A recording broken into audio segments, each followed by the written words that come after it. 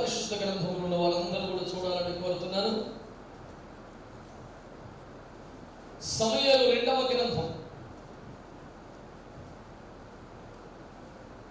19వ అధ్యాయం 32 నుండి 35 వరకు చదవగా వినండి. బర్జిల్లయి 80 సంవత్సరముల వయస్సు కలిగి బహు ముసలివాడై ఉండెను. అతడు అధిక ఐశ్వర్యవంతుడు గనుక రాజు మహనయీములో ఉండగా అతనికి భోజన పదార్థములను పంపించుచూ వచ్చెను. యెరూషలేములో నా యొద్దన నిన్ను నిలిపి పోషించెదను, నీవు నాతో కూడా నది దాటవలనని రాజు బర్జిల్లయితో సెలవీయగా, బర్జిల్లయి రాజునకు నీతో కూడా యెరూషలేమునకు వచ్చుటకు ఇక నేనెన్ని దినములు బ్రతుకుపోదును? నేటికి నాకు 80 ఏళ్లాయను. సుఖ దుఃఖములకున్న భేదమును నేను గుర్తింపగలనా? అన్నపానముల రుచిని దాసుడనైన నేను తెలుసుకొనగలనా? గాయకుల యొక్కయు గాయకురాముల యొక్కయు స్వరము నాకు వినబడునా? కావున నీ దాసుడునకు నేను నా ఏలిన వాడవను రాజునకు నీకు ఎందుకు ధారణగా ఉండవలెను? ప్రేమ కలిగిన మా మహాపరిశుద్ధ తండ్రి, యేసు రక్తమును చేత పట్టుకుని కృపాసనం చేరి ప్రార్థన చేయించున్నాను. పదే పదే నీ సన్నిధి వచ్చుటకు అనుకూలమైన మాకు మీరు ఇచ్చిన భాగ్యం కొరకు స్తోత్రం. అబ్బా తండ్రి, ఎంతో నీ కృపాసనం చేయడం తండ్రి. ఇన్ని ఆటంకాల మధ్య, ఇన్ని తెగుళ్ళ మధ్య ఇంచుమించు శవాల గుట్టలు దాటుతున్నట్లుగా మమ్మల్ని ఇక్కడికి మీరు తెచ్చారు. ప్రకృతి పరంగా, వైద్య పరంగా, ఆత్మ సంబంధంగా కూడా ఒక మంచి స్థలానికి మీరు తెచ్చారని మేము నమ్ముతున్నాం. దీని వెనుక ఉన్న మీ ప్రణాళిక, దీని వెనుక పడిన ప్రయాస, దీని కొరకు కష్టపడుతున్న బిడ్డల యొక్క చెమట, దీని కొరకు ఒలికించబడ్డ కన్నీరు, దీని కొరకు ఖర్చు చేయబడుతున్న డబ్బు ఏది కూడా వ్యర్థం అవ్వకూడదు నాయన. సంపూర్ణంగా సఫలం అవ్వాలని ప్రాధాన్యపడి ప్రార్థన చేస్తున్నాం. ఈ సమయంలో మా పట్ల మీ ఉద్దేశాలు, సంకల్పాలు, ఏర్పాట్లు, కార్యాలు ఏది తెలుసుకోవడానికైనా మీ మనస్సును మాకు తెలియపరిచే ఏకైక సాధనం పరిశుద్ధ వాక్యం. మీ ఆత్మ సహాయము లేని మేము గ్రహించలేము. మాకు త్రోవ చూపమని, సర్వసత్యంలోనికి నడిపించుమని, ముందుకు తీసుకెళ్ళమని పరిశుద్ధాత్మగా మిమ్మల్ని శరణులతో మీకు అప్పగించుకుంటున్నాను.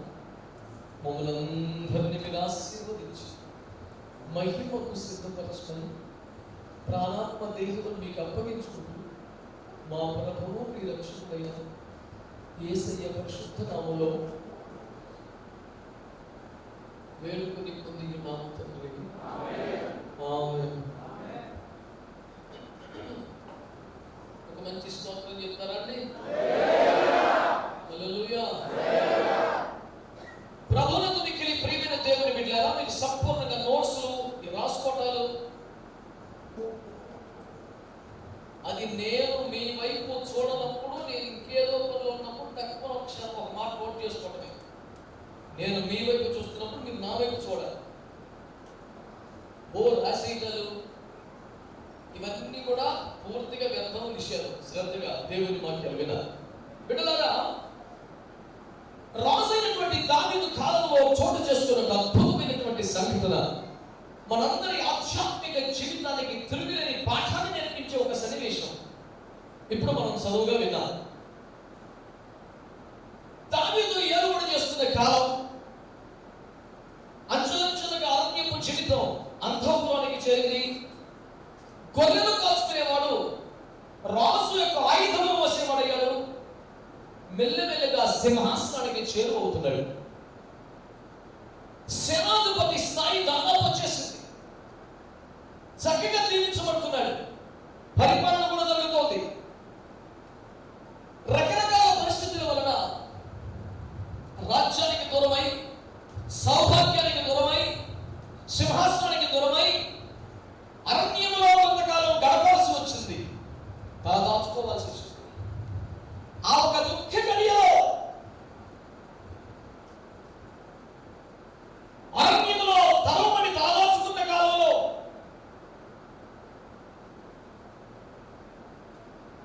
ఒక ఐశ్వర్యవంతుడు, 80 ఏళ్ల వయసు ఉన్నటువంటి పెద్ద మనిషి, దేవుని హృదయానుసారిగా ఖ్యాతి గడించి దేవుడు కోరుకుని ఎన్నుకొని అభిషేకించుకున్నాడు. రాజైన దావీదు అడుగుల పాలయ్యాడు. అభిషక్తునికి ఏమిటి పరిస్థితి? ఆత్మీయుడికి ఏమిటి పరిస్థితి? గొలియాతును చంపడానికి ప్రాణానికి తగ్గించి దేశము పరువు కాపాడిన వాడికి, రాజుగారి సింహాసనం నిలబెట్టిన వాడికి, వాడు ఎప్పటికీ ఇశ్రాయేలు దేశం వైపు గర్వించి చూస్తే ధైర్యం చేయడానికి కూడా, ఆలోచన చేయడానికి కూడా తప్పు లేకుండా వెన్నులో వణుకు పుట్టించగలిగిన వారికి ఏమిటి పరిస్థితి? ఒక చిన్న రాజ్యాన్ని మహా సామ్రాజ్యంలో విస్తరింపజేసినటువంటి దేవుని ప్రియునికి ఏమిటి దుస్థితి? అతను అధికారంలో ఉంటే, అతను సింహాసనం మీద ఉంటే, అతను ఏలుబడి చేస్తుంటే, జనాలకు వరాలు ఇవ్వగలుగుతుంటే, దేశపు పౌరులు చుట్టుపక్కల రాజ్యాల వారు కూడా వస్తారు, సహాయం పొందుతారు. రాజా, మేము పలాని దేశం నుంచి వచ్చాం, పలాని బాధలో ఉన్నాం, మీ శరణ నుంచి వచ్చాం, సహాయం చేయమని రాజుల వద్దకు రావడం, ఏదో ఒకటి పొందడం, ఇదంతా నిత్యమే కదా. కానీ ఇలాంటి అభిషక్తులకి ఏమిటి పరిస్థితి?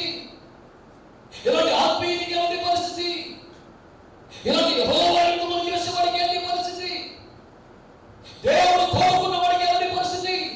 సౌలు మాదిరి పుట్టిలోని తైలము చేత కాక వధించబడ్డ గొర్రె పిల్ల కొమ్ములోని రెండవ దైవాభిషేకం పొందినటువంటి దావీదుకి ఏంటి పరిస్థితి?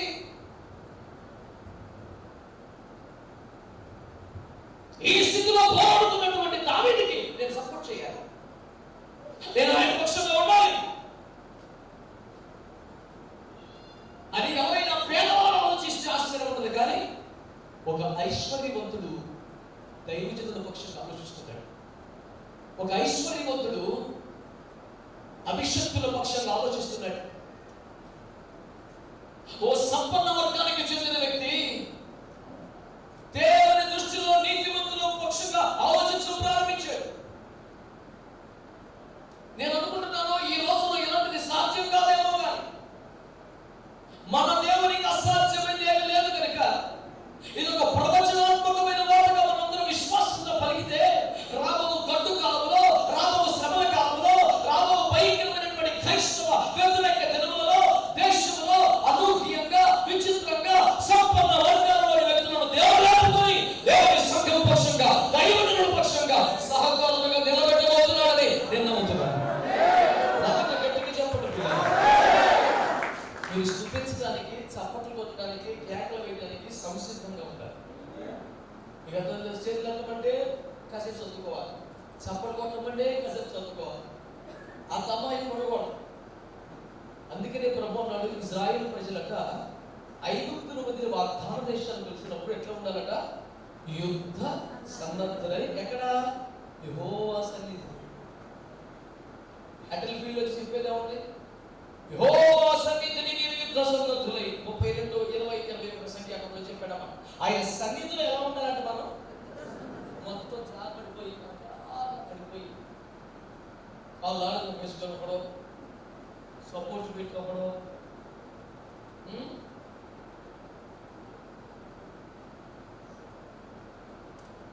యుద్ధ సన్నద్ధులై జీవిస్తున్నాం.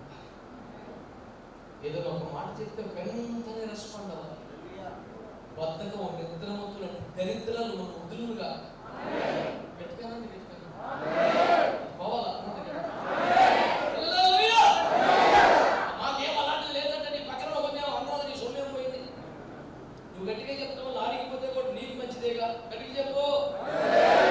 హల్లెలూయా. Yes, I believe and I speak as a prophetic word from the Almighty God. I believe and I release this is the word from the Almighty God, taken away from the throne of the Almighty God, and I want you to believe and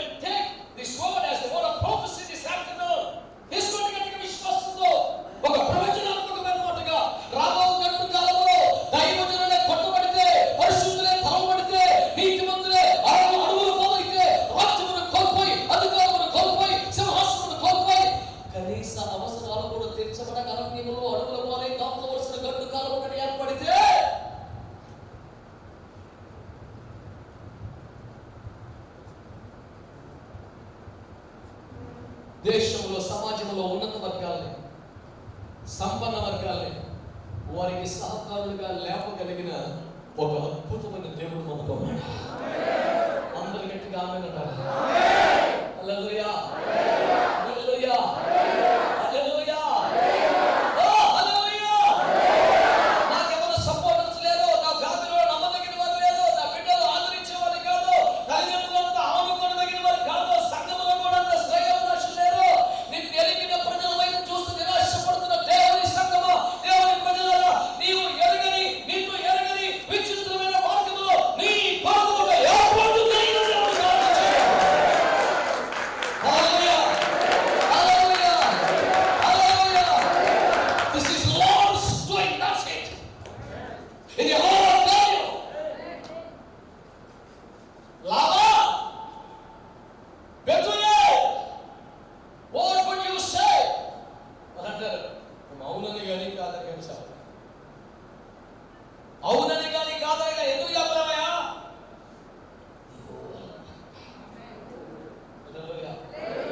అక్కడ పెళ్లిలో ప్రధానంలో ఏమంటే ఖరీదైన బట్టలు పట్టుకొని పలికే వచ్చిన కాదు.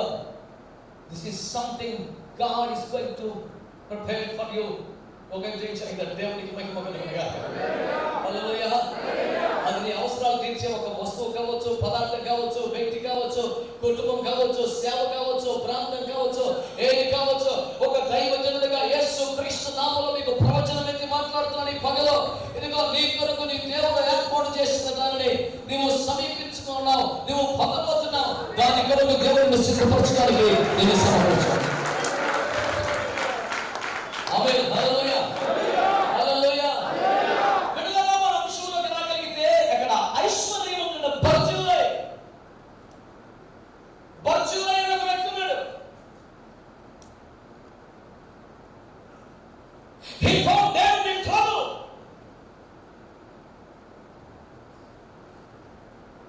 దావీదు కష్టంలో శ్రమలో ఉన్నట్టు కనుగొన్నాడు. ఏదో ఒకసారి కంటి తుడుపుగా కాక ఆ అరణ్య ప్రాంతంలో ఉన్న కాలంలో దావీదుకు భోజనం పంపుతా వచ్చాడంట. దావీదుకు భోజనం పంపుతా వచ్చాడంట. దావీదుకి ఆ శ్రమకాలం ముగిసింది అని అన్నమాట. నీతిమంతులకు కష్టాలు వస్తాయా? వచ్చి గట్టిగానండి. పరిశుద్ధులకు శ్రమలు వస్తాయా?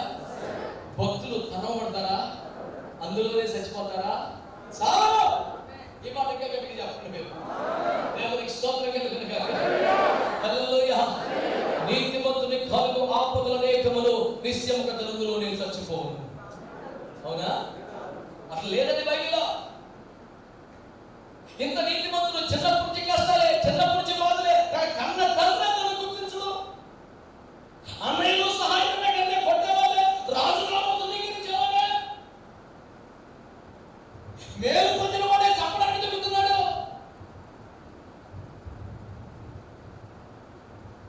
ఎవరో ముక్కు తెలియని ఒక వ్యక్తి అతని ఆఖరిని చూడలేకపోతున్నాడు. అతని రక్తం కళ్ళ చూడాలని కోరుకున్న వ్యక్తులు పక్కనే ఉన్నారు కదా. అలాంటి వ్యక్తుల చేత తనబడి అడుగులు పాలితే ఇక్కడ అతను ఆకలితో ఉంటే చూడలేక అతనికి సమయానుకూలంగా అన్ని సమకూరుస్తున్నటువంటి ఒక వ్యక్తి ఇక్కడ మనకు కనబడుతున్నాడు. హల్లెలూయా. నువ్వు దావీదులా శ్రమలు పడుతున్నావా? దావీదులా కష్టాలు పడుతున్నావా? చిన్నప్పటి నుంచి ఒకలాంటి ఏం చేసినా గుర్తింపు లేని పరిస్థితి కదా, ఇంట్లో కూడా గుర్తింపు ఉండదు కదా, అన్ని దావీదు కష్టాలే కదా. నేను అంటున్నాను, నీ కష్టాలన్నీ దావీదు కష్టాలే కనుకైతే నేను అంటున్నాను, నీ కొరకు బర్జిల్లై దేవుడు ఏర్పాటు చేసుకొస్తాడు. చెప్పండి. ఇంకా నేను ప్రభు నాకు ఇచ్చిన ప్రధాన సందేశం just introduction of this message. How God is preparing the things and people for His people. తన ప్రజల కొరకు వ్యక్తులను, పరిస్థితులను దేవుడు ఎలాగ సమకూరుస్తున్నాడో కేవలం కొన్ని మాటలు విజ్ఞాపకం చేస్తున్నాను. శ్రద్ధగా ఆలకించిన పిల్లరా, బర్జిల్లై డ్యూటీ హెడ్ అయ్యిందే.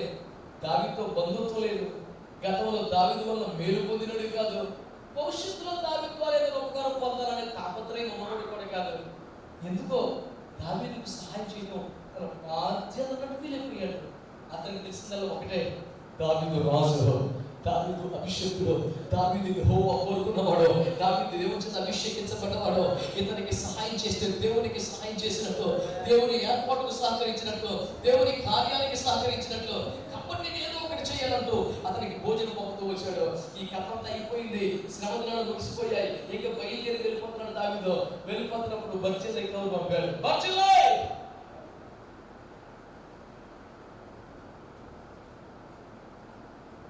నేను ఎంతో ప్రేమించి గౌరవించే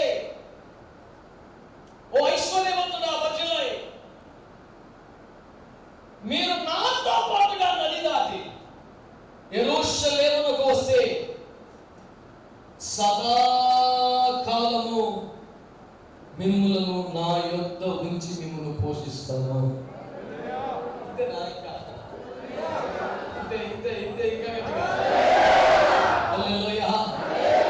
రాజుగారికి ఎన్నికో 2 రోజులు భోజనం పెట్టి ఉంటాడు, రాజుగారికి ఏ క్యారేజీలు పంపుకుంటాడో, రాజుగారికి ఎలాంటి బలం మీద భోజనం ఏర్పాటు చేశాడో, రాజుగారికి ఎలాంటి మర్యాదలు చేశాడో దేవుని బిడ్డలు నాకు తెలియదు. కానీ ఇప్పుడు అంటున్నాడు, నువ్వు నాతో పాటు నగరానికి రావాలి, రాజనగరుకు రావాలి, రాజభవనానికి రావాలి, సదాకాలము మీరు నన్ను భోజనం చేశారు, మీరు కూడా ఒకసారి మా ఇంటికి భోజనానికి రండి.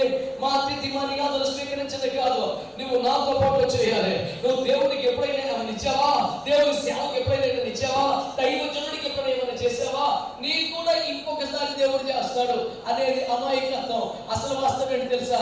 నువ్వు ఒకసారి చేసావో, 2 సార్లు చేసావో, 10 సార్లు చేసావో, కానీ దేవుడు అంటున్నాడు, ఏదో నా కొరకు చేశావు, నా సేవ కొరకు చేశావు, నా రాజ్యం కొరకు చేశావు, ఇందులో నీ స్వప్రయోజనం ఏది విచారించుకోకుండా ఇది దేవుని పని కాబట్టి దేవుని ముఖం చూసి చేశావు కాబట్టి ఇక మీదట నీకు ఈ మేలు ఇస్తాను, నీకు ఈ కార్యం చేస్తాను కాదు, ఇక నీవు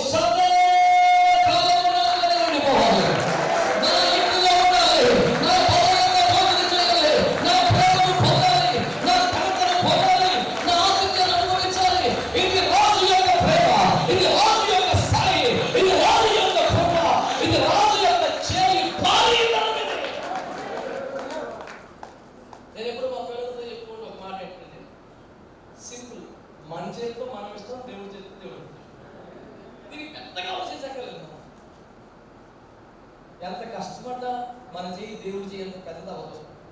మనం ఎంత ట్రై చేసినా దేవుడి చేయి మన చేయి ఎంత చిన్నది అవ్వదు. మీరు ఆమె నమ్మచ్చు కదా, చెప్పండి గట్టిగా, నా దాకా వాయిస్ రాకపోతే దెబ్బ పడిపోతాయి. ఇటు తిరిగి అడ్డు చేస్తాయి.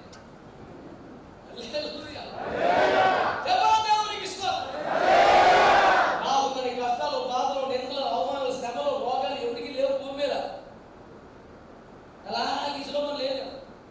చల్లబడినా దేవుని కోసం కాబట్టి దేవునికి స్తోత్రం. ఒకే ఒక మాట మీకు జ్ఞాపకం చేస్తున్నాను, దేవుని బిడ్డలారా, శ్రద్ధగా ఆలకించాలి. మీరు ఎలాగో నాలో దండం పెడితే అంటాడు, మీరు కూడా మరి మాకు ఎంత సాయం చేశారు, ఒకసారి మా ఇంటికి కూడా మీరు భోజనం రావాలి. ఎవరంటారు? మనం అంటాం. ఎక్కడన్నా మన కన్నా భోజనం పెడితే మనం మీరు కూడా మా ఇంటికి రండి సార్. అలాగే అంటే ఆయన రాజెందుకు అవుతాడు? మన కోటి ఆయన అంటాడు, నువ్వు వచ్చే సదాకాలం నా దగ్గరే ఉండాలి. ఏ మాత్రమైనా ఏమండి, ఏ అడవిలో అన్నం పెట్టినప్పుడు రాజుగారి వైభోగానికి తగినట్టుగా ఒకటా ఏర్పాటు క్యారేజ్ పప్పుకుంటాడు. మా అయితే 2 కూరలు పప్పుకుంటాడు. దేవునికి స్తోత్రం. ఆ పాడు దానికి ఏంటంట, నువ్వు రాజు దగ్గరకు వచ్చేసేయాలి. ఆమేన్. నువ్వు నా భవనంలో ఉండాలి, సదాకాలము నేనే పోషిస్తాను. నీ బాధ్యత అంతా దేవుడు తీసుకోవాలనుకుంటాడు. మీకు ఎవరికి అవునని కానీ ఆమెనని కానీ అనుమానం పాడుగాను విశ్వాసం చేస్తామని చెప్పండి. చెప్పండి, ఏం తీసుకోవాలన్నాడు దేవుడు? చెప్పండి గట్టిగా. నీ బాధ్యత అంతా, నీ చదువు, నీ ఉద్యోగం, నీ వివాహం, నీ పెళ్లి, నీ పిల్లలు, నీ అప్పులు, నీ ఇల్లు పక్కన పెట్టు. నీకు వాగ్దానం చేయబడ్డ సేవ, నీకు అప్పగించబడ్డ స్వాస్థ్యం, నీ వలన విమోచింపబడవలసిన జనం, ఇంత ప్రాజెక్ట్ చేసుకుని పట్టినాడు. నాది కాదు. ఆమేన్. ఇప్పుడు యేసు ఏం చేయాలి? మహాశక్తి చేత రథములను గుర్రములను పంపి kidnap that old gentleman and bring him to our palace so that I can keep my promise to him. అంటాడా? ఆ పెద్ద మనిషి కాల్చేతులు కట్టేసి రథంలో పడేట మనం తీసుకెళ్లి భోజనం పెడదామంటే ఇప్పుడు ఖైదీగా మార్చినట్ట, తిరిగి చూసినట్ట. అంటే ఇప్పుడు రాజు పోషించగలడు, రాజుగారే చూసుకోగలడు, కానీ బలవంతంగా పెట్టొచ్చా? పెడితే నీకు మర్యాద అవుతుందా? ఆహ్వానించాడు. ఇప్పుడు యువతలో స్పందించాడు. లేకపోతే ఆయన కాల్చేతో నువ్వు అతని చెరపట్టినట్టు లెక్క, ఖైదీగా చూసినట్టు లెక్క, కానీ నిన్ను తనతో సమానంగా గౌరవించినట్టు కాదు. అందుకనే దేవుడు నీ జీవితంలో తాను చేయకూడని కార్యాలన్నీ కూడా తన శక్తిని బట్టి, అధికారాన్ని బట్టి చేసేయగలడు. చేసేస్తే అది నిన్ను ప్రేమించినట్టవదు, అది నిన్ను ఘనపరిచినట్టవదు, అది నిన్ను హెచ్చించినట్టవదు, నిన్ను తన అతిథిగా చూసినట్టవదు. ఏదో 2008 రాసిన పాట మీకు గుర్తుంది, చాలా సందర్భంగా క్యాసెట్లో కూడా పెట్టారు. సకలైశ్వర్యముల కర్తవు సర్వ సృష్టి చేసిన వాడివి, నీ దృష్టికి నేను అతిథినైనా అన్నమాట రాశాను. నీ దృష్టికి నేను అతిథినయ్యా. నేను పాపిని కదా, అపరాధములతో పాపంతో చచ్చినవని కదా, నన్ను మళ్ళా బ్రతికిస్తే ఏదో పడిమనిస్తే అదే గొప్ప కదా. నన్ను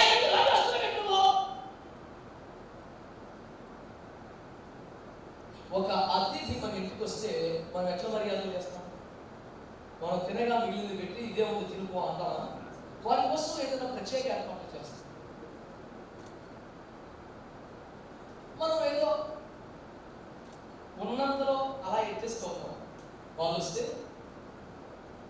మా మాస్టర్ ఉందనుకోండి, మా పంపగా వాళ్ళు వచ్చారు, పాపం పుట్టు మ్యాథ్ల దగ్గర అన్ని దాచారు. నా మాకు రోజు మామూలు అదే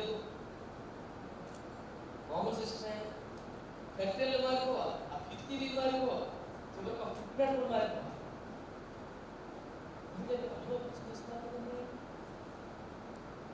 మరి మందరం ఏం చేయాలి? వేడి చేసుకోవాలి అనుకుంటుంది. నేను అన్నా, నిన్ను ఒక పాపిగా, ఒక శరణార్థిగా, ఒక ఖైదీగా చూడాల, ఒక అతిథిగా చూడలేదు. ఇక దేవుని ప్రేమ ఇది అని చెప్పడానికి మనం సరిపోతామా? ఇలాంటిదా యేసు ప్రేమ అనుకోవడం. యేసు నన్ను ప్రేమించినవా పాపినైనా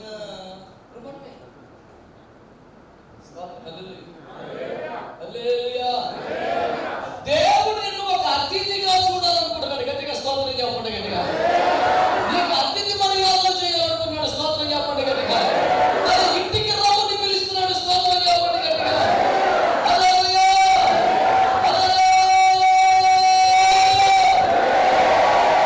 దేవుని వాక్యం ఏమన్నది? ప్రయాసపడి పాపం మోసుకుంటున్న వాళ్ళారా నీకు రెస్ట్ ఇస్తాను, దప్పికొన్న వాళ్ళారా నీళ్ళు ఇస్తాను. ఇలాంటివిగా ఉన్నాయి. ఇంకోటి కూడా ఉంది. 1 కొరింథీ పత్రిక 1:9. సర్లే తినండి, ఆకలేసిందా? సర్లే తాగండి, ఆకలేసిందా? చదువునా? మన ప్రభువైన యేసుక్రీస్తు అన్న తన కుమారుని సహవాసమునకు మేము పిలిచిన దేవుడు. ఆగండి. దేవుడు ఎక్కడికి పిలిచాడంటే మనల్ని ఎవరు సహవాసం శుద్ధి అర్థం చెప్పాలి. ఎవరు సహవాసం? వేటాడుకోవాలా? ఎక్కడ? రిక్షా కార్మిక సంఘంలో, ఆటో కార్మిక సంఘంలో ఆడ సహవాసం.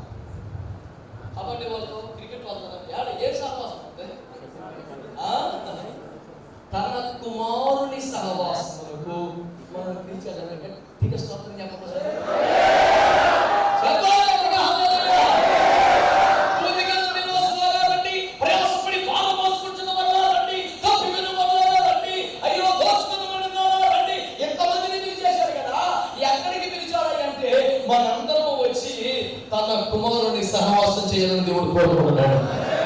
మనం ఒక శరణార్థులుగా బతకడం అని చిత్తం కాదు. మనం ఒక ఏదో ఆశ్రయపురంలోకి వచ్చిన ఎవరిని విదేశీయులుగా బతకడం దేవుడి చిత్తం కాదు. ఏదో దిక్కు లేక అందులో పడిపోవటం అని చిత్తం కాదు. దేవుని ఏర్పాటు ఏంటి తెలుసా? ఒక శరణార్థిగా కాదు, తన కుమారుని సహవాసానికి పిలిచాడు. అందరూ స్తోత్రం చెప్పండి గట్టిగా. తన కుమారుని ఎవరు? రాజులకు రాజు, స్తోత్రం చెప్పండి. తన కుమారుని ఎవరు? ప్రభువులకు ప్రభు, స్తోత్రం చెప్పండి. తన కుమారుని ఎవరు? పరిశుద్ధులు, స్తోత్రం చెప్పండి. తన కుమారుని ఎవరు? మహిమ కలిగిన వాడు, స్తోత్రం చెప్పండి. తన కుమారుని ఎవరు? మరణమును చంపిన మహోన్నతుడు, స్తోత్రం చెప్పండి. తన కుమారుని ఎవరు?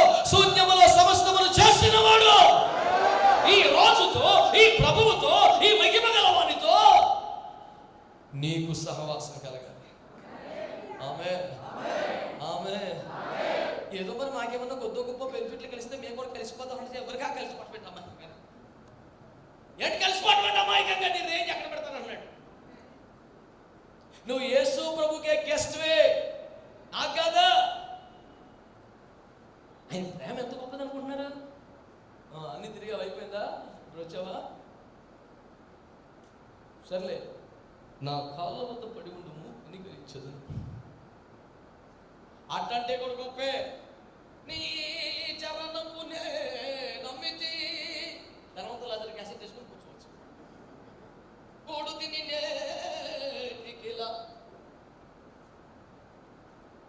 యేసు మాట కాదు. తన కుమారుని సహవాసమునకు మనల్ని పిలిచిన దేవుడు. హల్లెలూయా. యేసు ప్రభుని ఎంతమంది నమ్ముకున్నారు? స్తోత్రం చెప్పండి. యేసు ప్రభుని ఎంతమంది ప్రేమిస్తున్నారు? స్తోత్రం చెప్పండి. యేసు ప్రభుని ఎంతమంది ఆరాధిస్తున్నారు? స్తోత్రం చెప్పండి. మీరందరూ యేసు ప్రభుతో సహవాసము చేయాలని తండ్రి కోరుచున్నాడు. గట్టిగా చప్పట్లు కొట్టి స్తోత్రం చెప్పండి. తన కుమారుని సహవాసానికి పిలిచాడు.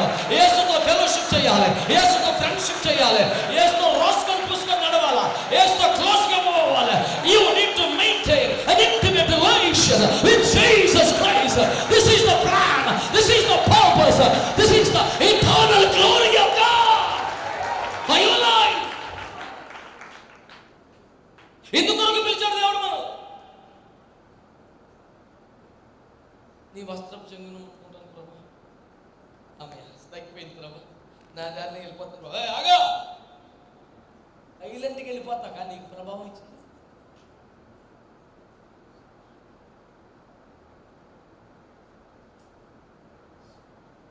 ఆయన వస్త్రపు చెంగును మాత్రము ముట్టిన ఎడల బాగుపడదు నన్ను, నేను ముట్టెను బాగుపడిను, సైలెంట్గా జారుకొనుచుండెను.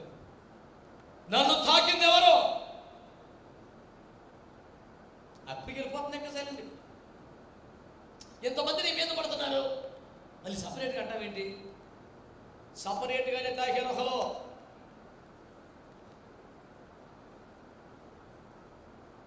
ఇక మన పప్పులు ఉడకమనుకొని వచ్చేసింది. అయ్యా, నేను ఏం చెల్లించుకోమంటే చెల్లించుకుంటాను, ఏ ముడుపు కట్టమంటారు, ఏ నోము నోచమంటారు, అదైతే ఆ భాష. ఎంత స్పాన్సర్ చేయమంటారంటే వీళ్ళ భాష. అది లేదు ఇది లేదు వేసి రక్తం చేయి. స్తోత్రం చెప్పరే. భాష మార్చారు. బుద్ధులన్నీ ఒకటి అయ్యే బాబులో ఏం సమర్పించుకోవాలా, ఏం స్పాన్సర్ చేయాలా, ఈడే ప్రేరేపించేస్తాడు. దేవుడు ప్రేరేపించేదాకా ఈడు ఆగలేడు. ఎందుకంటే ఈయన్ని ప్రేరేపించేవాడు ఒకడు ఆల్రెడీ ఉన్నాడు ఇంట్లో. దేవునికి స్తోత్రం. హల్లెలూయా. ఏమండి, అప్పుడు యేసు ప్రభు అన్నాడు, 12 సంవత్సరాలు బట్టి లక్షలు తగలేసావు, తగ్గలేదు, నేను తగ్గించావు, మరి ఏంటి సంగతే అని అనుకున్నారేమో శిష్యులు. సరైన బేరం దొరికింది, యేసు రక్తమే చేయను. ఇందులో 12 మందిలో ఒకరికి సొమ్ము సంఖ్య ఉంటుంది, ఆడి సంచి కలకల్లారిపోతుందండి. సరైన పార్టీ దొరికి దేవునికి స్తోత్రం. హల్లెలూయా. మీరేనా? మరి ఉన్నాం కదా, అడగలం, వెళ్ళిపోతారు సైలెంట్గా. నేను ఇంకా 12 మంది ఉన్నారు. నువ్వేనా అమ్మా? సమాధానం వెళ్ళిపోతా. దొరికిన కోనేమి చేపనట్టు వదిలేసేవింది. స్తోత్రం. ఇలా ఫుల్ బీపీ వచ్చింది. ఆ మాత్రం దానికి ఎందుకు, ఎవరిని అడిగావు, బయటకు వచ్చింది. నువ్వు వెళ్ళిపో. ఈ మాట దానికి ఎందుకంటే దొరికినప్పుడు వసూలు చేయాలి. అట్లీస్ట్ కెమెరా ముందన్న పెట్టి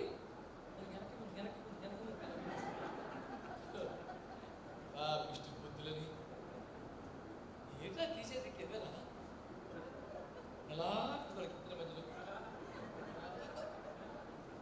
సాక్ష్యానికి ఆ నమ్మకం ఎందుకు తింటున్నాడు? సైతాన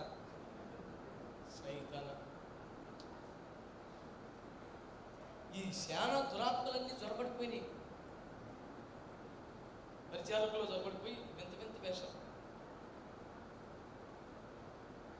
అవన్నీ పోవాలని ఒక స్తోత్రం చెప్పండి. అవి మనకు అవసరమా? భవిష్యత్తులో కొంచెం మినిస్ట్రీ డెవలప్ అయితే అట్లాంటివి కావాలి మనకి.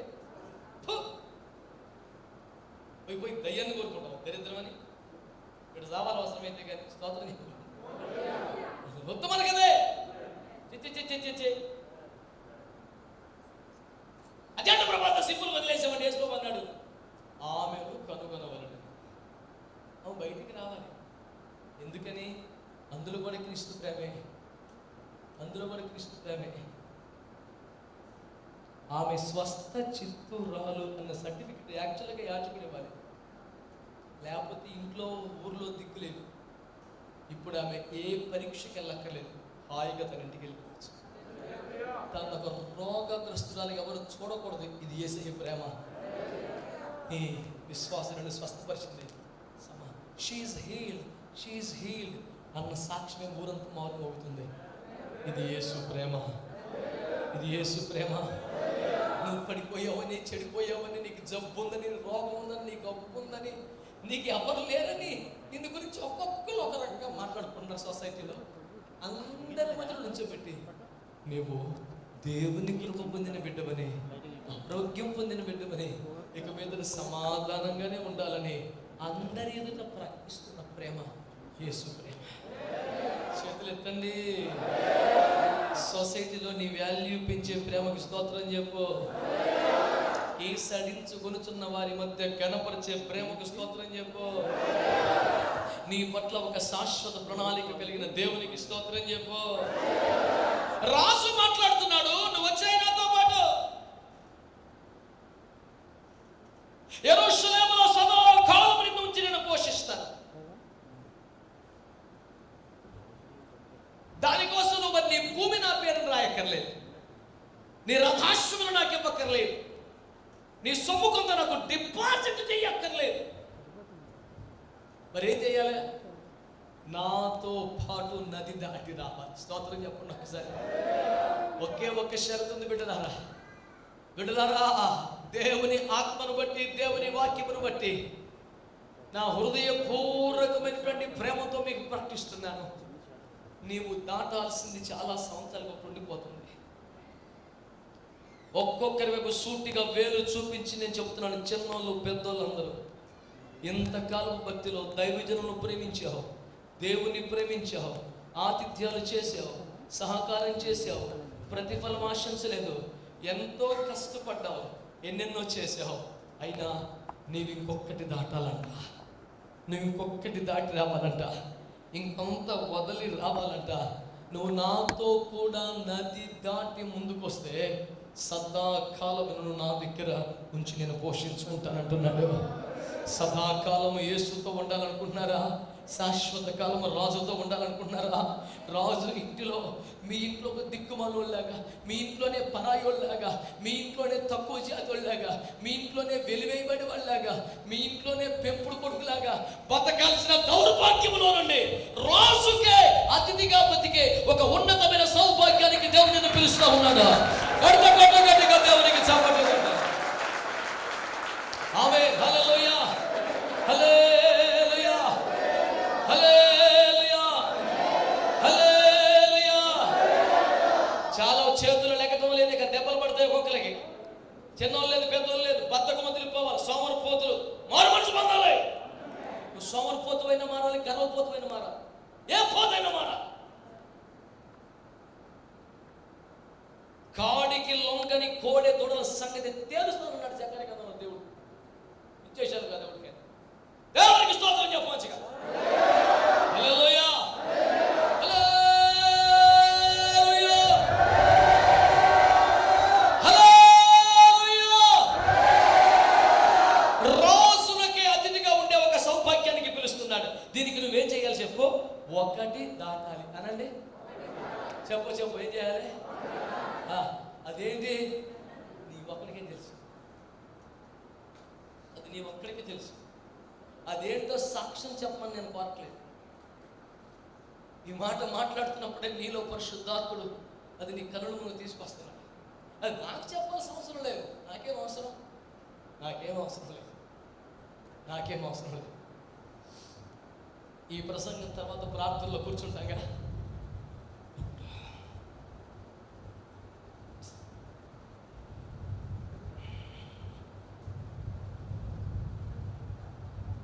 ఇది ఒక్కటి దాటలేదు బాబా, చాలా దాడి వచ్చేసింది. ఒక వ్యక్తి యేసుని వెంబడించాల్సిన పరిస్థితుల్లో తన తండ్రి చనిపోయాడు. పాతి పెట్టుకుని వస్తానయ్యా అన్నాడు. ఎవరో ఒకరు పాతి పెడతారులే, నువ్వు రా బాబు అన్నాడు. తన తండ్రి శవాన్ని దాటుకుని రావాల్సి వచ్చింది.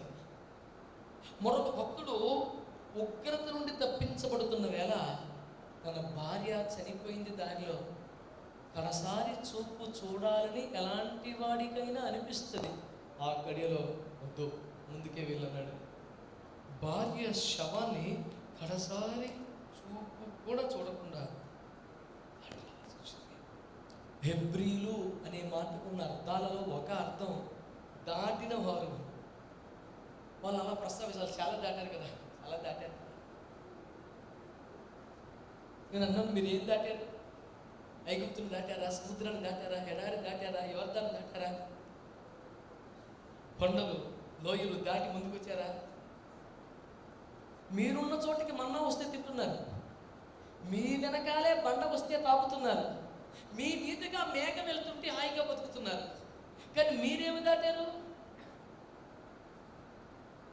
మళ్ళీ చెప్పనా? మీరున్న చోటికే మన్నా వస్తే తిన్నారు, మీ వెనకే బండ వస్తే తాగారు, మీ మీదుగా మేఘం వెళ్తుంటే హాయిగా బతికారు. కానీ మీరేమి దాటారు?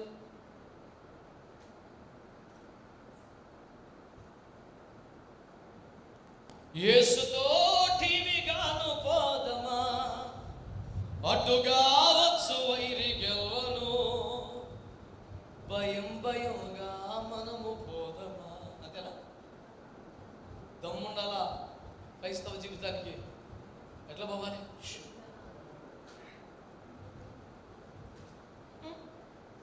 యుద్ధనాదంబుతో పోదమా.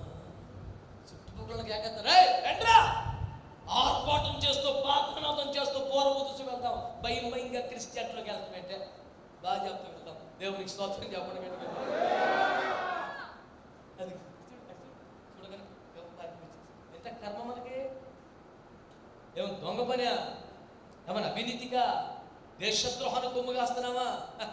సాతాను సామ్రాజ్యమును దాటి మహిమ లోకంలోనికి వారసు అవడానికి దేవుని కుడి చేయి పట్టుకోవడానికి బయలుదేరుతున్నాం. మనం తన కుమారుని సహవాసానికి పిలిచాడు. ఆయన ఊడిక చేయడానికి కాదు మనల్ని పిలిచింది,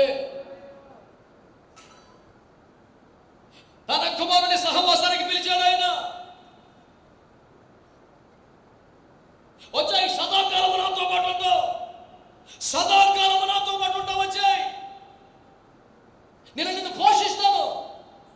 కాకపోతే ఒక్కటే ప్రాబ్లం, ఈ నది దాటిన నేను నది దాటను, యువతలే ఉంటాను, అదేదో చేసేయంటే మాత్రం నేను చేయలేను.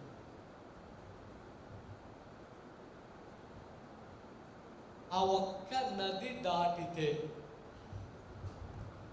ఇక నీ బాధ్యత అంతా అయిందనట. నీవు ఇక మీద శరణార్థివి కాదు, ఆయనకు అతిథివి. స్తోత్రం చెప్పండి. ఆయన కుమారుడు యొక్క ఫ్రెండ్వి. స్తోత్రం చెప్పండి. హల్లెలూయా. తన కుమారుడు ఎవరు? యేసయ్య. యేసు ప్రభువుడు పరలోకంలో 2 కుర్చీలు వేసి, డాడీ నా ఫ్రెండ్స్ వస్తున్నారంటే, ఎవరు నా ఫ్రెండ్స్?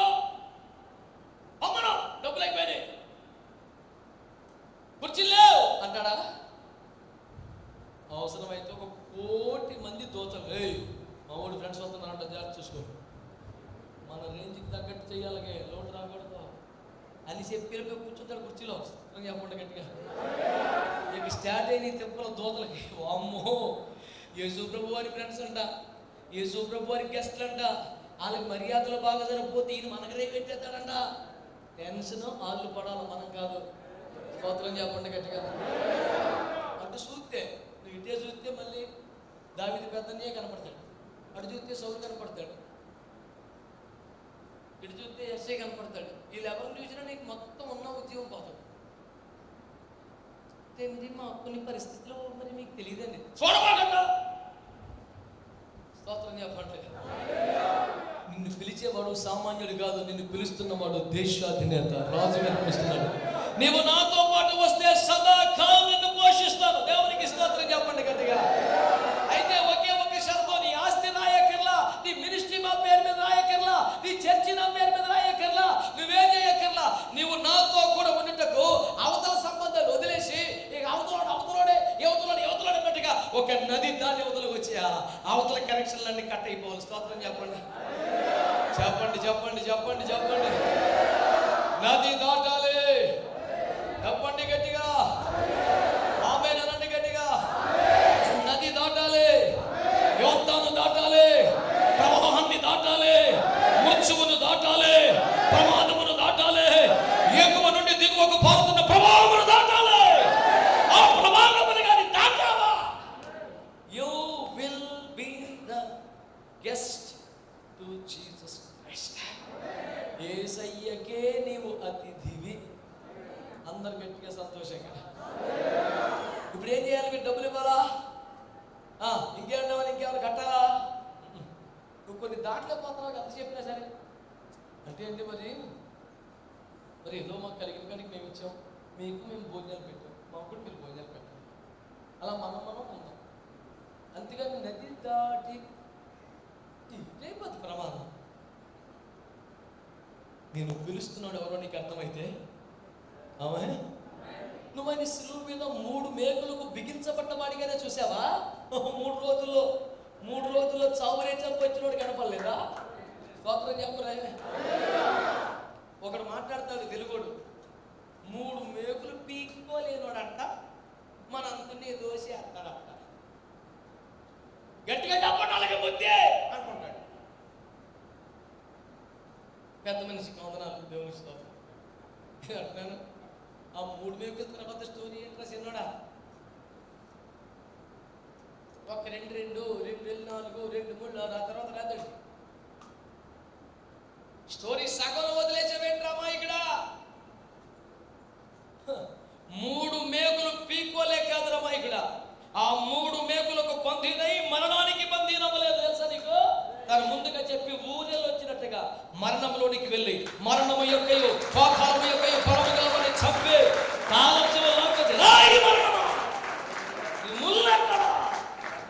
సవాలు చేసినోడు యేసు ప్రభువు. స్తోత్రం చెప్పరా. మనం అన్నాడు, నువ్వు చూసావా? యేసు ప్రభు సమాధికి వెళ్తాడా, నువ్వు చూసావా అన్నాడు. మరి ఏం చెప్తున్నావు? బైబిల్ రాసుకున్నాను లేవయ్యా. నువ్వు పక్కన పుస్తకం ఎవరు రాశాడు? నువ్వు రాసావా? అది కూడా రాసిందేగా. నువ్వు పుస్తకాన్ని వేసుకొని తిరుగుతున్నావే, నువ్వు చూసావా? పుస్తకం ఉంది, ఇన్ఫర్మేషనేగా. ఎవరికైనా సాహిత్యమేగా, ఎవరికైనా చరిత్రకు ఆధారం. చరిత్రకు ఆధారాలతో పుస్తకం నేను పట్టుకుంటేనేమో భూత. చరిత్రకు నిలబడిన ఒక పెద్ద పుస్తకం పట్టుకుంటే నువ్వు సూపరా?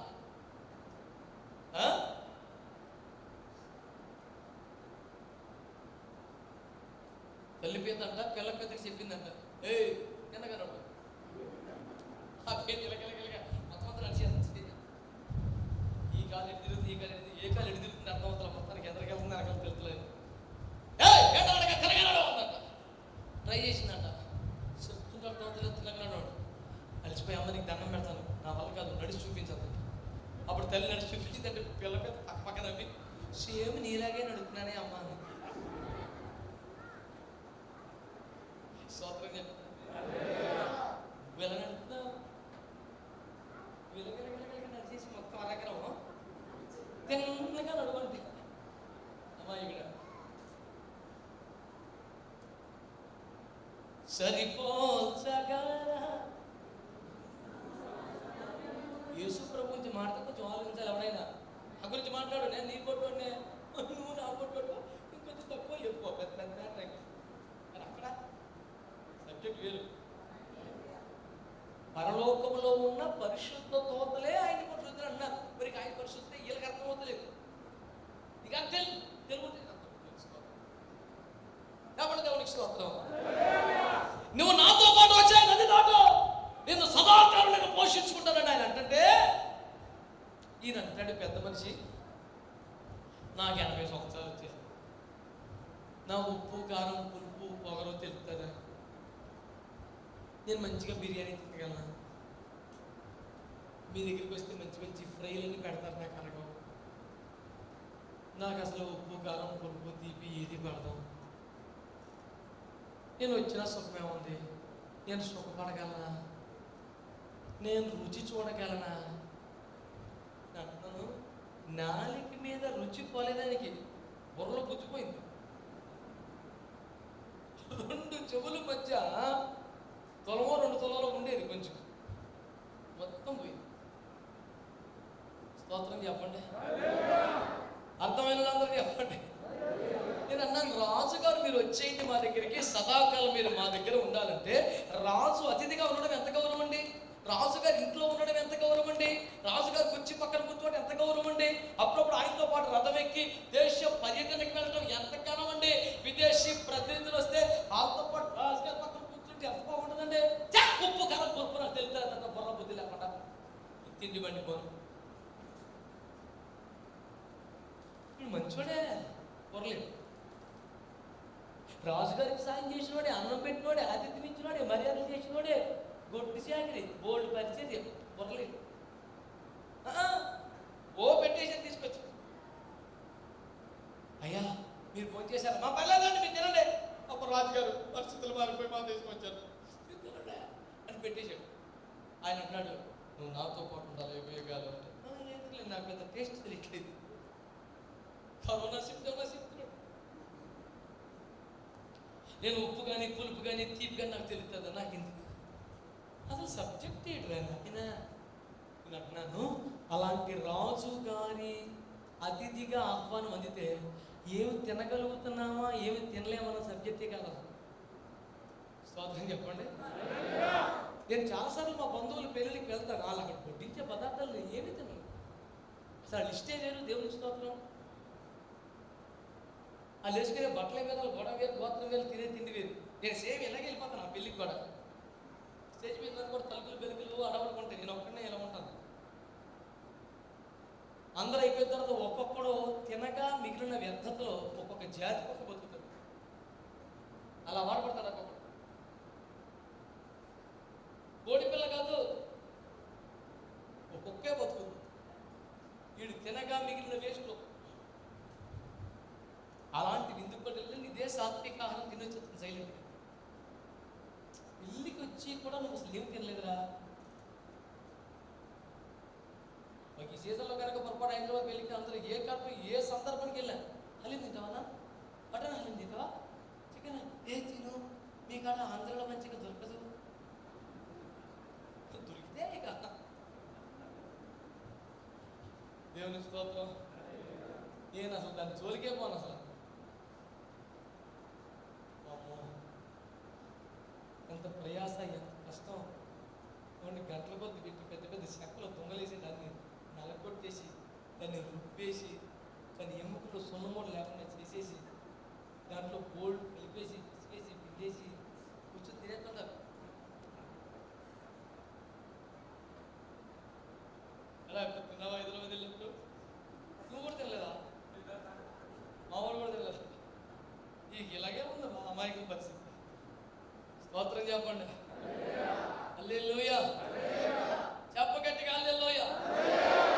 మనిషిగా దేంట్లో ఆ పెరుగు తింటే పడదా, పెరుగుతో పెరగ తీసుకుంటాడు.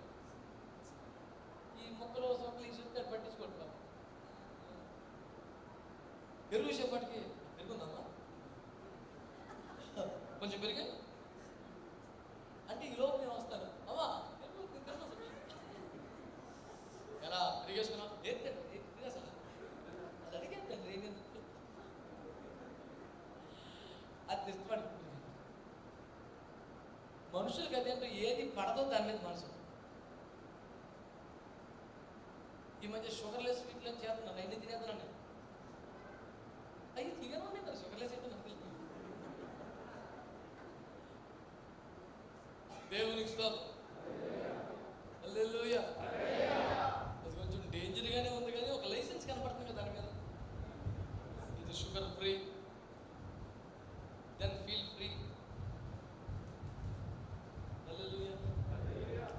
చెప్పే సువార్త ఒకటే. ఇక్కడ దాకా వచ్చాక టేస్ట్ల గురించి ఆలోచిస్తామండి.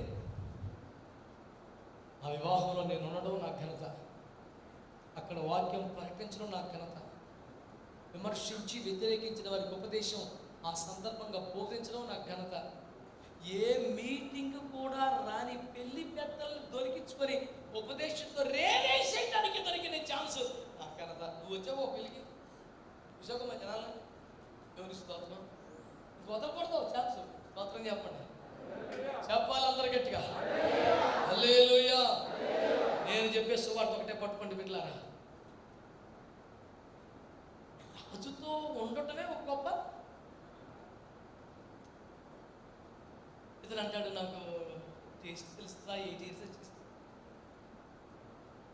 నేను అంటున్నాను, బుద్ధి లేని, జ్ఞానం లేని, అమాయకమైన, వ్యర్థమైన కారణాలతో మహిమను మనం పోగొట్టుకోకూడదు. ఆ ఒక్క పాయింట్ని ఎక్స్ప్లెయిన్ చేయడానికి ఇవన్నీ తిప్పలు పడుతున్నాను నేను. మనం చెప్తున్న కారణాలు ఎంత సిల్లీ రీజన్స్ అండి. నా ఇంట్లో కొంచెం బాగాలేదండి, ఇది చిన్న ఆటంకం ఉందండి, ఇది చిన్న, ఎన్ని సోది.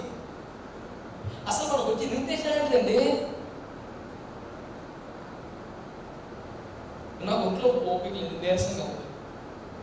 మా అన్నయ్య మా అమ్మ ఫోన్ చేసి రేపు పొద్దున్న రావచ్చు కదా ఇంటికి అన్నారు. నాకు ఓపిక లేదు, నేను రాలే అన్నాను. అదే జగన్ గారు ఫోన్ చేసి రేపు పొద్దున్న క్యాబినెట్లో క్రిస్టియన్స్ అందరూ వదిలిపెట్టుకుంటున్నాను, 10 నిమిషాలు ఛాన్స్ ఉంటుంది వాక్యంలో వద్దాం అనుకుంటుంది, నడిచి వెళ్ళిపోతాను. అలాంటి ఛాన్స్ రావడమే గొప్ప. మరి వాళ్ళు వాక్యం చెప్పే ఛాన్స్ ఎప్పుడుసార్లు వస్తుందా? మనం చెప్పుకుంటూ కూర్చొని రెండారా పెద్ద నిమిషం కూర్చోబెట్టేది ఎప్పుడు అంటే తిప్పలు పడి దొర్లుకుంటూ వెళ్ళిపోవాలి అవసరం అయితే. మరి మా అన్నయ్యకి చెప్పినట్టు అక్కడ చెప్పినట్టు అప్పుడు నేర్చుకున్న రానకూడదు, బోర్డలా బుద్ధి ఉంటే పెరిగింది. అన్ని పిలుపులు ఒకటి కాదు, అన్ని ఛాన్సులు ఒకటి కాదు. అందరి దగ్గరికి వెళ్తాం, ఒకరి దగ్గరికి వెళ్ళినట్టు ఉండదు. ఇక్కడ మనల్ని పిలిచింది మహిమగల దేవుడు. సంతోషంగా దేవునికి స్తోత్రం చెప్పండి ఒకసారి. హల్లెలూయా. ఎక్కడికి పిలిచాడో తెలుసునా? తన కుమారుని సహవాసానికి పిలిచాడు. అందరూ గట్టిగా స్తోత్రం చెప్పండి ఒకసారి. అందరూ చెప్పండి మరొకసారి. తన కుమారుని సహవాసానికి మనం పిలిచిన దేవుడు. రమణ్య పరిచయం అంటున్నాడు, నాకు వయసు అయిపోయింది, నాకు రుచి తెలియటం లేదు, నేను సుఖపడలేను. నేను చెప్తున్నాను, సుఖం కోసం కాదు, రుచి కోసం కాదు, అనుభవించడం కోసం కాదు, సహవసించడం కొరకు మనం పిలవబడుతున్నా. సహవసించడం కోసం పిలవబడుతున్నా. చెప్పండి అందరూ, దేనికోసం పిలవబడ్డా? యేసుతో. చెప్పండి, యేసుతో. యేసుతో చెప్పాలి అందరూ, యేసుతో. బిర్యానీ తెలియకపోయినా పర్వాలేదు, నువ్వు స్వీట్లు కూడా తినలేకపోతున్నా పర్వాలేదు, నీకు పెరుగన్నమే గద్దించి ఆ డాక్టర్ చెప్పిన పర్వాలేదు. చిన్న చిన్న విషయాలు నేను సుఖపడగలనా, నేను తినగలనా? అప్పుడు ఏం చేయాలి తెలుసా?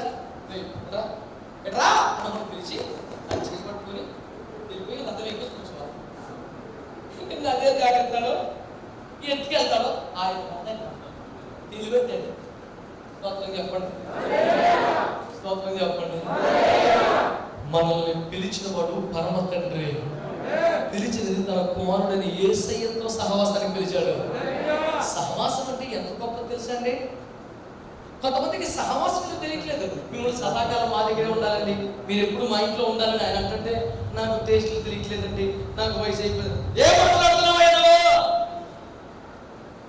ఉద్యోగాన్ని గురించి వంకలు చెప్పొద్దు, కుటుంబానికి వంకగా చెప్పొద్దు, అనారోగ్యాల గురించి మాట్లాడొద్దు, వ్యవసాయం పనుల గురించి మాట్లాడొద్దు. నీకు లభించిన పిలుపు ఎదుట వ్యవసాయం గొప్పది కాదు, ఉద్యోగం గొప్పది కాదు, కుటుంబ సంబంధాలు గొప్పవి కాదు, అనారోగ్య కారణాలు గొప్పవి కాదు. నిన్ను తన కుమారుని సహవాసానికి తండ్రి పిలుస్తున్నాడు. ఏదైనా వదిలేసుకోవాలి. ఒకసారి ఒక క్రిస్టియన్ ఐఏఎస్ ఆఫీసర్ వరంగల్లో ఒక చోట వాక్యం చెప్తుంటే విని, ఉమ్మడి రాష్ట్రంగా ఉన్నప్పుడు సెక్రటేరియట్లో 23 మంది ఐఏఎస్ కమిషనర్లకి వాక్యం చెప్పే అవకాశం ఏర్పాటు చేసి నన్ను పిలిచారు. ఆస్తి గారు, సెక్రటేరియట్లో 1 గంట నుంచి 2 గంటల వరకు 1 అవర్ వచ్చి 1 అవర్లో అరగంటలో వీళ్ళు భోజనం చేసేలా చూస్తారు, అరగంట ప్రార్థన పెడతారు. ఈ అరగంటలో ఓ 20 నిమిషాలు వాక్యం చెప్పచ్చు. ఆ 20 నిమిషాల కోసం మీరు రాగలరా వైజాగ్ నుంచి అంటే రాను పోను ఫ్లైట్ టికెట్ చెప్పి వెళ్ళిపోయి వైజాగ్ ఇలా సరదా అవుతారా? కనీసం భోజనం పెడతారా? అక్కడ 100 రకాల తనిఖీలు చేయకపోతే గొప్ప. ఎక్కడంటే బైబిల్స్ ఎవరక్కడ ఫోన్ చేసి సార్ వచ్చాను సార్ సార్ వెయిట్ చేయండి తగ్గిపోతాం ఉంటుంది మన కోసం సార్ వైట్ షర్ట్ కొన్నాను సార్ పదవి ఓకే ఓకే మాస్టర్ వెయిట్ చేయండి వెయిట్ చేయండి ఇద్దరు పోలీసులు వచ్చారు. ఆ పాత మస్తు పరిస్థితి చేసాడు వాడు ఉగ్రవాది ఏమో అడిగి ఆ తర్వాత తీసుకెళ్ళి బొమ్మగాడు ఇంకోటి లోపల మొత్తం నలుగురు నేను లోపలికి వెళ్ళిపోతే అందరూ 10 సంవత్సరాలు 15 సంవత్సరాలు జిల్లా కలెక్టర్గా చేసిన తర్వాత కమిషనర్గా సెక్రటరీ ఎత్తరాలి మంచి సీనియర్ వాళ్ళందరూ మొత్తం అన్ని వందల మందిలో 23 టీచర్స్ ఉన్నారు కమిషనర్స్. వాళ్ళు కూర్చోబెట్టాడు. He's my friend from Visakhapatnam పరిచయం చేశాడు. మాస్టర్ని పరిచయం చేశాడు.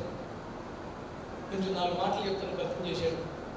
ఇక చూసుకో ఆ అవకాశం కోసం నేను టికెట్లు కాదు ఇంట్లేదు ఎక్కలేదు స్తోత్రం.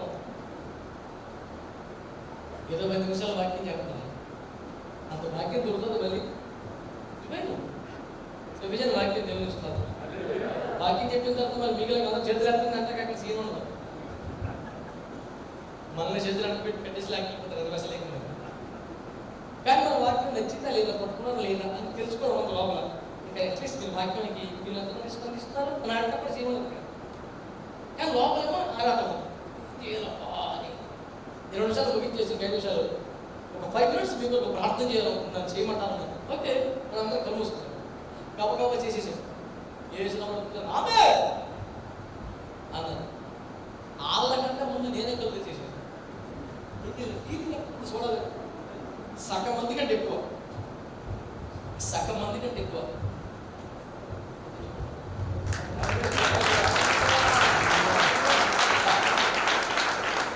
నా సంతోషాలు కావాలి అన్నం కూడా లేదండి.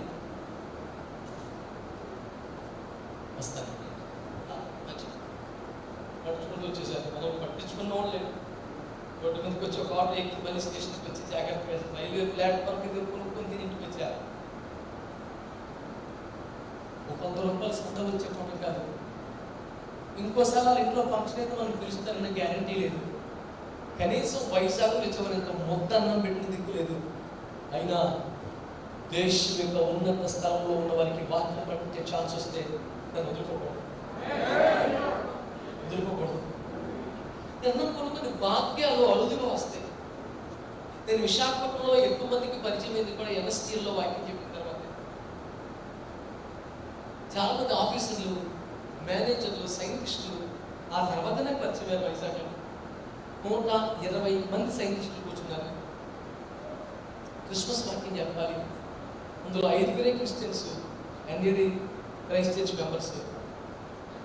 ఎక్కడో వాక్యం నన్ను పిలిచారు. సైంటిస్ట్కి చెప్పాలంటే కొంచెం మామూలు చదివే లేదు. బైబిల్ కాలేజ్ అంతగా లేదు. అది చెప్పాలా చాలా టెన్షన్ ఉంటుంది. మనకున్న 5 వేలు ఒకరోజు ఉపవాసం ఉంటుంది. ప్రభావ అంతా సైంటిస్ట్ ప్రభావ వాక్యం చెప్పాలంటే లేదు అని గురువు ఉపవాసం వెళ్ళిపోయి తెలుసుకోవాలి. చేసుకుంటారు. అరే ఎలా ఎల్లమేల బస్పో పోయి సంవత్సరం అయింది. అందరూ ప్రార్థన చేయాలి. నా ఎల్లమేల బస్పో పోయి 1 year దాటిపోయింది. ఏమైపోయిందో కూడా తెలియదు. పెద్ద పెద్ద దైవజనులు దానికి డబ్బులు ఇస్తామని అడిగితే కూడా ఇవ్వలేదు. 35,000 ఇస్తారన్న వాడు చిచ్చిరేలో. ఇది నా కళ్ళ ముందు ఉండాలి. అది చాలా ఉన్నతమైన సేవ చేసింది అని దాని గురించి ఎంతో ఘనమైన సాక్ష్యం చెప్తే అది నా పంపలోంచి పోయి సంవత్సరం దాటి.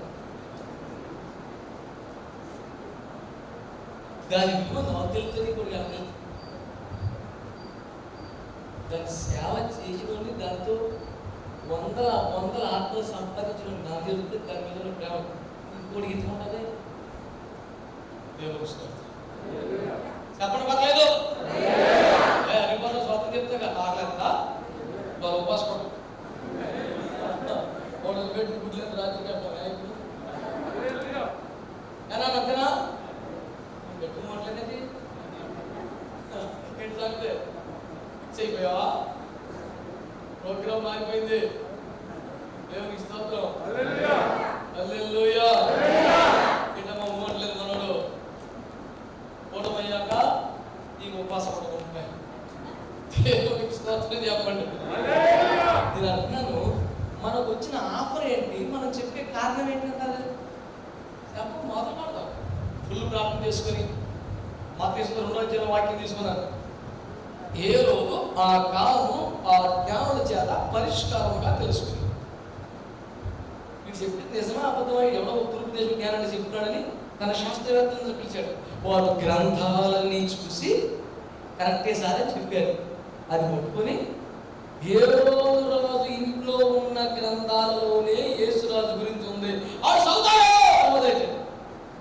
కొన్ని ఆడు చదవకపోతే ఆడు శాస్త్రవేత్తలు దొంగలు అని చెప్పలేదు అని చెప్పారు. ఈ ముచ్చట నక్షత్రం దగ్గర తెలుసుదంట అని చెప్పారు. మీరు అందరు సైంటిస్టులే కదండి, మరి ఇది చూడవచ్చు కదా అని చెప్పారు. దేవుడు స్తోత్రం చెప్పండి.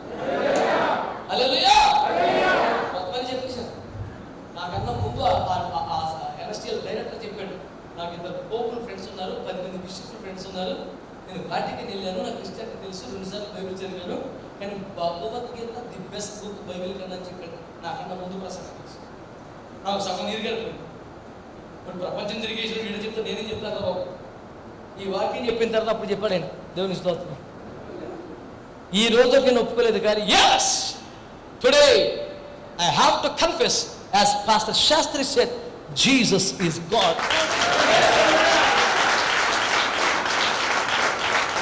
మరి అక్కడికి వెళ్తే మనకి సందా ఇస్తారా, బియ్యం పెడతారా?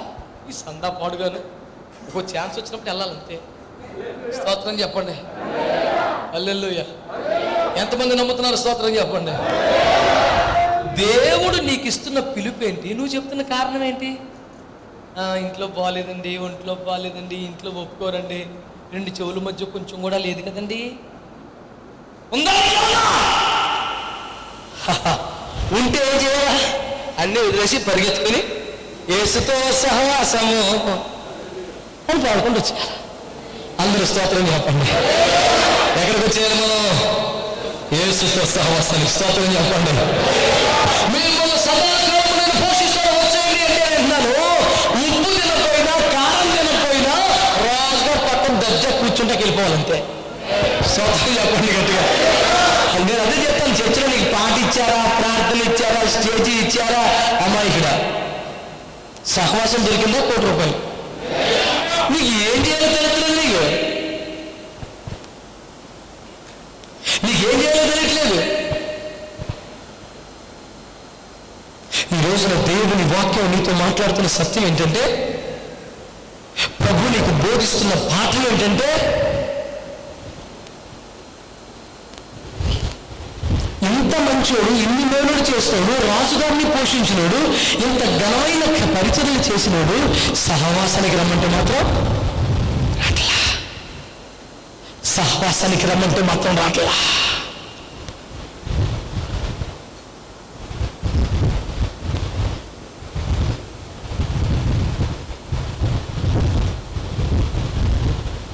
దేవుని వాక్యం తెలియచేస్తున్న మాట శ్రద్ధగా వినండి. సహవాసం అంటే తిండి కాదు, సహవాసం అంటే భోజనం కాదు, సహవాసం అంటే మైక్ కాదు, సహవాసం అంటే స్టేజీ కాదు.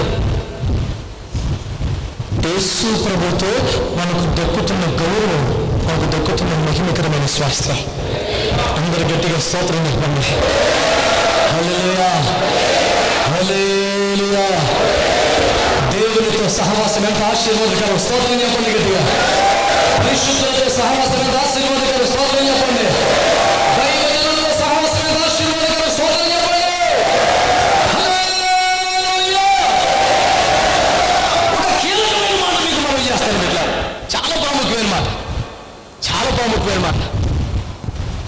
చాలా ప్రాముఖ్యమైన మాట. సింపుల్ చెప్తాను. అబ్రహాము ఒంటరిగా పిలువబడ్డాడు అనండి. చెప్పాలి గట్టిగా. ఒంటరిగా పిలువబడ్డాడు. ఈ పిలువబడ్డటువంటి అబ్రహాంని జాగ్రత్తగా గమనించండి.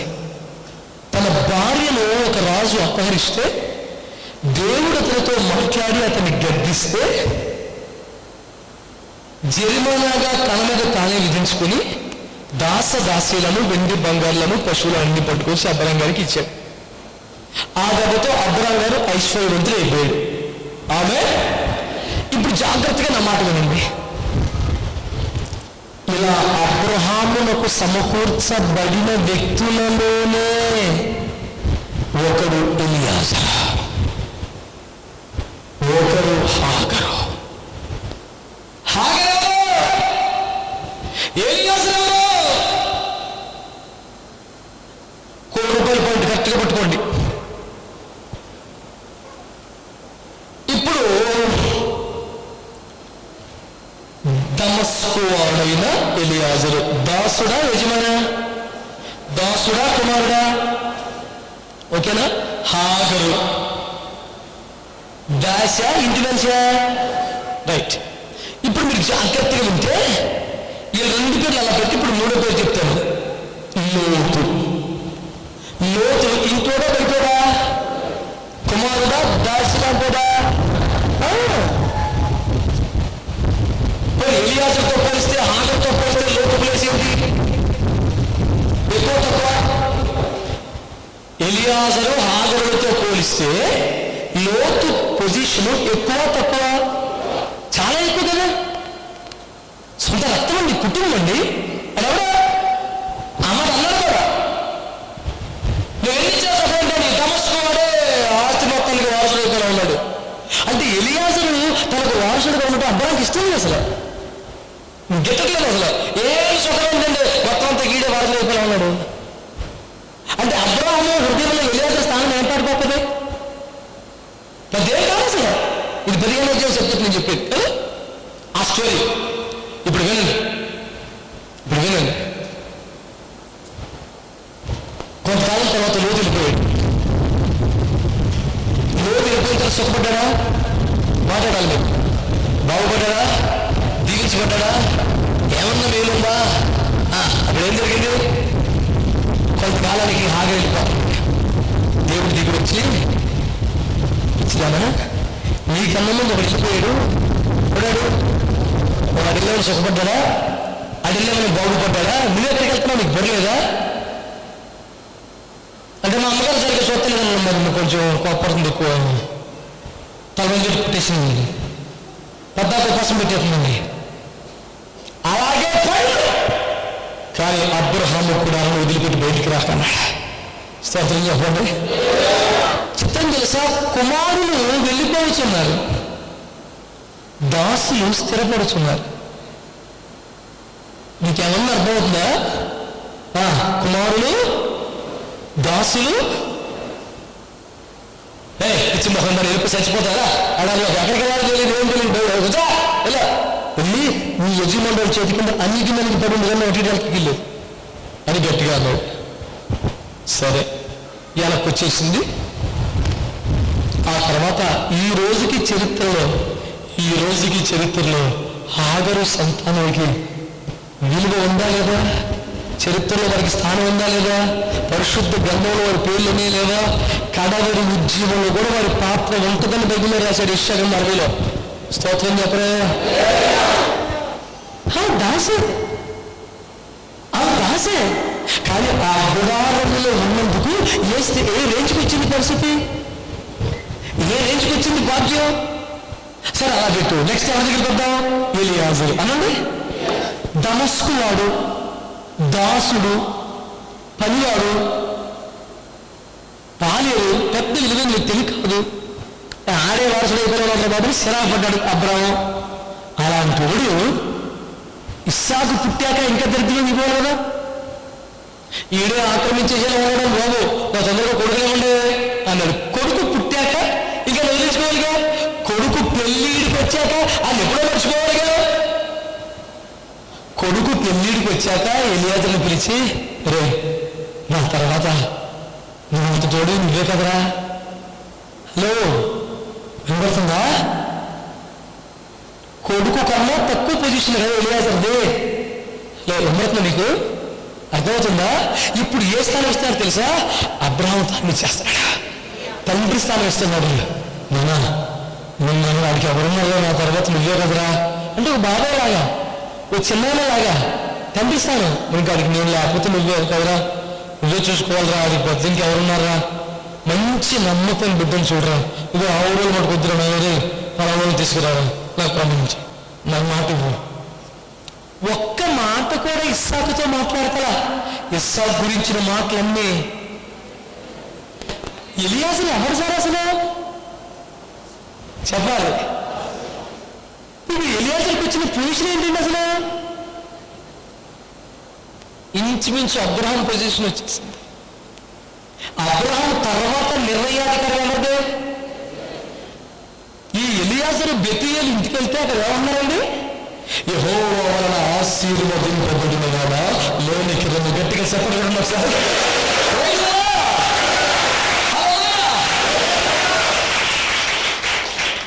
Such a statement was not given to Abraham and even Isaac. It was a statement given to Eliezer. ఈ అద్భుతమైన మాట అబ్రహాములో కానీ ఇస్సాకు కానీ పలకబడలేదండి. యెహోవా వలన ఆశీర్వదింపబడిన వాడా లోనికి రమ్ము, బయట నిలువ నేల అనే మాట దేవుడు అబ్రహాముతో చెప్పించిన మాట కాదు, ఇస్సాకుతో చెప్పించిన మాట కాదు. దాసుడితో యెహోవా వలన ఆశీర్వదింపబడిన యజమానిని దాసుడా అంటే కూడా కరెక్టే. అంటే అబ్రహాము వస్తే ఎలాంటి గౌరవం ఉంటుందో సేమ్ గౌరవం ఎవరు దక్కింది? ఇప్పుడు మాట్లాడాలి మీరు. అబ్రహామును మర్యాద చేసినట్లుగా ఎవరు మర్యాద చేస్తున్నారు? ఇంచుమించు ఒక దేవుడికి అబ్రహాముకి దక్కిన ట్రీట్మెంట్ ఎవరికి దక్కుతుంది? ఒకప్పుడు ఈరోజు ఆశ్చర్యపోతాడు ఎవరో బాబు అని కొంచెం ఇరిటేట్ అయిన క్యారెక్టర్ అది. ఇప్పుడు నువ్వు కాకపోతే ఎవరురా, నువ్వే చూసుకోవాలరా, అది ఎవరున్నారా బాబు, నువ్వే కదరా, నాకు మాట బాబు నువ్వు నా ప్రమాణం చేయవు. ఈ అబ్రహాము తరపున వెళితే ఇతనికి దొరుకుతున్న మర్యాద ఎక్కడండి? ఎలాంటి ప్రవేశాలు చేసుకుని నిర్ణయం ఏందే, ఎలాంటి పరీక్షలు పెట్టాలో నిర్ణయం ఏందే, ఏం అడగాలో నిర్ణయం ఏందే, ఎప్పుడు చూసేవాళ్ళో నిర్ణయం ఏందే. ఇంకొక లేదు సార్, అబ్రహామే ఉంటే ఏం చేస్తాడో ఎలా చేస్తాడో ఒక మెసేజ్ పెట్టక్కడ లేకుండా, మరి మీరు ఒక మాట అనండి అలా అక్కడ లేకుండా అన్ని నిర్ణయాలు పెళ్లికొడుకు ప్లేస్లో, పెళ్లికొడుకు తండ్రి ప్లేస్లో మొత్తం తీసేసుకునే సర్వాధికారాలు ఎవరికి వచ్చేసింది ఇప్పుడు?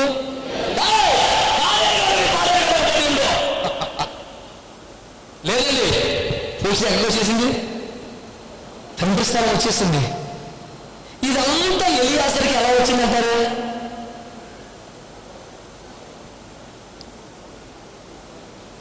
కొద్దిగా ఉన్నాడు సహవాసం అంతే. బాగా అబ్బరం వెనకాల తిరిగేవాడు, అబ్బరం వెనకాల ఉండేవాడు, అబ్బరం ఏం పనులు చేసినా వెనకాల ఉండేవాడు, అన్నింటినీ గమనించుకునేవాడు. మిగతా వాళ్ళందరూ అప్పగించి తిరగకుంటారు, మిగతా వాళ్ళందరూ ఏ పని అప్పగిస్తే ఆ పని చేసి ఉండేవాడు, ఇతను మాత్రం ఏ పని చేయాలో గమనించుకొని చేసి ఉండేవాడు. అంటే అందరూ పాడేవాళ్ళు, ఇతను కూడా ఇంత పుట్టి అలపరచబడ్డవాడేం కాదు, వచ్చినోడే. మరి ఇతనికి ఎందుకు స్పెషల్ ప్రిఫరెన్స్ ఇవ్వాలా? అన్ని కూడా గమనించుకొని కొడుకు మాదిరి చేస్తున్నాడు. చివరికి తండ్రి మాదిరి గంటలు పొందేశాడు. మీరు ఏమంటున్నాను తెలుసా? సహవాసములో ఉండే ఆశీర్వాదం సామాన్యమైంది కాదండి. సహవాసములో ఉండే దీవెన సామాన్యమైంది కాదు. ఒక సహవాసంలో ఉంటున్నామంటే ఆ ఆశీర్వాదము ఈ చిన్న చిత్తక ఆశీర్వాదం కాదండి. ఈ ధన్యత తెలియక లోతు నష్టపోయాడు. ఈ భాగ్యం తెలియక లోతేమో ఏమీ కానోడు చరిత్రహీనుడైపోయాడు. ఎక్కడ అబ్రహాము సంతానంలో కొన్ని దాసి సంతానమైన పేరు మీదైనా బలమైన జలమైన ఆశీర్వాదాలన్నీ ఇస్మాయిలు పొందారు. కానీ లోతు ద్వారా పుట్టినటువంటి, లోతు ద్వారా వచ్చినటువంటి ఆ అమాలేకులు కానీ అమ్మోనీలు కానీ వాళ్ళకి ఏమన్నా ఉందా అండి? వాళ్ళకి ఏమైనా ఆశీర్వాదం ఉందా? నేను దాసిగా బ్రతికిన సరైన సంఘం ఉంటే, దాసిగా బ్రతికిన సరైన సహవాసం ఉంటే, ఆమె ఒకప్పుడు దాసుడిగా అన్ని భుజాలు వేసుకొని వ్యక్తి చాకరీ చేసినోడు. ప్రతిఫలం వాడిని అందరి పనుల్లో ఏమో పనులు అన్ని నేను మేలు చేసుకోవాలి, అన్ని నేనే ఎందుకు చేయాలి అనుకోకుండా మేలు చేసుకున్నందుకు ఎలియాజరు ఏమైపోయాడు? ఇప్పుడు తండ్రి పొజిషన్, ఎక్కడికి వెళ్ళి అదే గౌరవం, అదే కవత.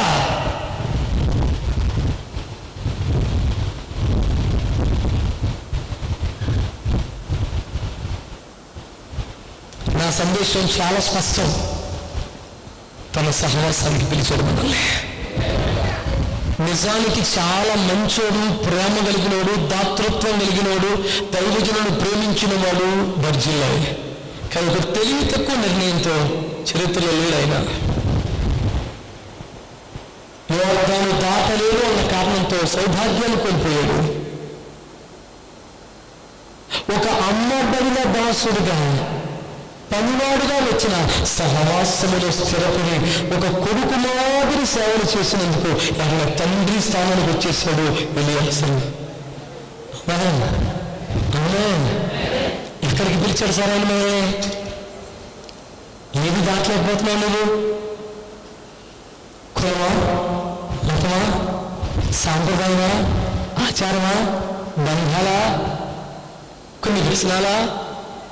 ఏం దాటలేకపోతున్నావు? ఈరోజు ప్రభువునితో మాట్లాడుతుంది, నీవు దాటి రాగలిగితే ఈ పనులు. ఇదంతా దేనికోసం? స్టేజీ కోసం, అవకాశం కోసం, ఘనత కోసం లేదు. సహవాసం కోసం. సహవాసం కోసం.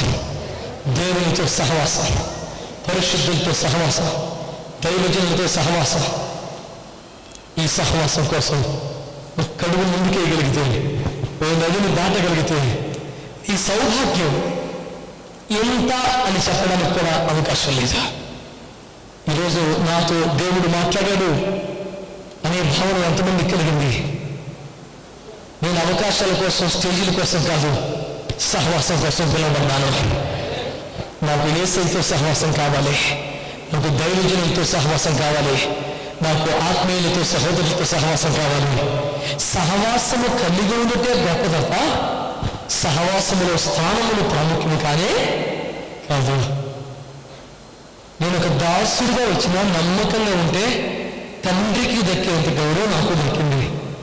సహవాసం అంటేనే చెప్తాను ఫస్ట్ నుంచి, ఆ స్థానం, ఆ ఛాన్స్, ఆ గౌరవం, అది తప్ప మనం ఏం తిన్నాం, మనం మైకి కొట్టుకున్నామా, చిచ్చి ఇదంతా కాదండి. సహవాసాలు మనకు దక్కే ఛాన్స్.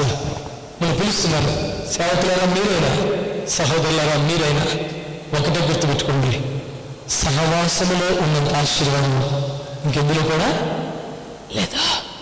సహవాసము పిలువబడ్డాం. ఈ విలువ తెలియదు చాలా మందికి. కొంతమంది ఏమో మా బజ్జీలు అంటే నేను రానుగానే మా కొడుకుని తీసుకెళ్ళంటాడు.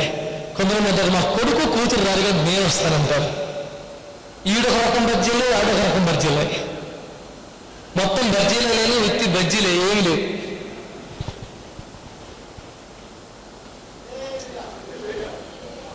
బజ్జీలో ఈ ఛాన్స్ కోల్పోయాడు. సమయం అంతా ఎక్కడెక్కడో పోయింది. చెడ్డగా అంటే కాదు, నీతిమంతులను ప్రేమించాడు, దైవజనులకు సహాయం చేశాడు, తన డబ్బంతా వాళ్ళ కోసం ఖర్చు పెట్టాడు. స్వార్థపూర్తి నుంచి కాదు, కానీ సరైన సహవాసం లేక లైఫ్లో నష్టపోయాడు. మీ జీవితంలో కూడా టైం వల్ల వేస్ట్ అయిపోయిందేమో, ఎక్కడెక్కడ గడిపేశారేమో. ఇదిగో తన కుమారుని సహవాసానికి, ఆది అపోస్తలుల ఉపదేశానికి, ఒక సత్తువ కలిగిన సంఘానికి నా తండ్రి మిమ్మల్ని పిలుస్తున్నాడు. ఇంతవరకు రాలేదా? వచ్చిన అంటే ముట్టనట్టుగా ఉన్నారా? ఒకవేళ చిన్న కుమారులాగా బయట సంతోషాలకు వెళ్ళారా? పెద్ద కుమారులాగా ఉన్నా అంటే ముట్టకుండా ఉన్నారా? లోతులాగా స్వేచ్ఛ కోసం వెళ్ళిపోయారా? ఎలియాజరుని గుర్తుపెట్టుకోండి. అబ్రహాము గారు బాలేదా మీరు? రెండేళ్ళ యెహోవా వాళ్ళ ఆశీర్వదింపబడిన వాడు లోపలికి మీరు బయట నిలబట్టండి సార్. సహవాసం అంటేనే ఒక అవకాశం, సహవాసం అంటేనే ఒక ఆధిక్యత, సహవాసం అంటేనే ఒక ఘనత. సహవాసాలు ఏం కోరుకోవాలి? సహవాసమే కోరుకోవాలి, ఇంకేది అక్కర్లేదా? దేవునితో, దైవజనునితో, సంఘంతో సహవాసం సామాన్యమైంది కాదు, చాలా ప్రత్యేకమైంది, చాలా ఆశీర్వాదకరమైంది. ఈ సహవాసం స్థిరపడదామా? ఈ సహవాసంలో నాటబడదామా? ఈ సహవాసంలో కట్టుబడదామా? ఈ సహవాసం కొరకు పని చేద్దామా? ఎంతమంది సీరియస్గా తీర్మానం చేస్తారు? ఒక జీవితానికి సరిపడంత కమిట్మెంట్తో కొన్ని ప్రార్థన చేయాలి, ఒక జీవితానికి సరిపడంత తీర్మానంతో కొన్ని ప్రార్థన చేయాలి. ఎంతమంది ప్రార్థించడానికి సిద్ధంగా ఉన్నారు? రండి ప్రార్థించాలి.